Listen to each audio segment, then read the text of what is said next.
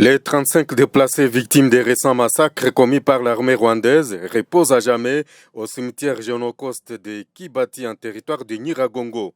Leur inhumation est intervenue ce mercredi 15 mai 2024 en présence des 3 membres du gouvernement de la RD Congo, en l'occurrence Fabrice Puela, ministre des Droits humains et représentant personnel du chef de l'État Félix Tshisekedi, Modeste Mutinga des Affaires sociales, ainsi que Patrick Mouyaya, ministre de la Communication et Médias. Le gouverneur militaire du Nord Kivu, le général-major Peter Chirimwami et ses collaborateurs, ainsi que les DG de Fonarev, ont aussi accompagné ces victimes de la barbarie rwandaise jusqu'à leur dernière demeure. Auparavant, ces 35 compatriotes ont eu droit aux derniers hommages mérités de la part de toutes les couches sociales de Goma, au cours d'une cérémonie organisée à l'esplanade du Stade de l'Unité. Un culte œcuménique et des prières ont été au rendez-vous pour exhorter l'Éternel Dieu Tout-Puissant non seulement à donner du repos aux âmes de ces Congolais massacrés par le régime rwandais, mais aussi pour restaurer la paix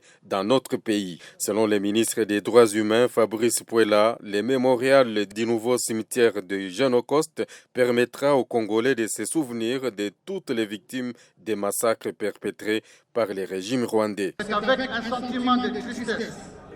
et de révolte que nous prenons la parole devant cette auguste population traumatisée et en deuil, et qui, une fois de plus, pleure ses enfants tués, non par des maladies naturelles, mais par des bombardements venus du camp des ennemis de la République soutenue par le Rwanda. Rappelons que ces 35 déplacés avaient été tués le 3 mai dernier.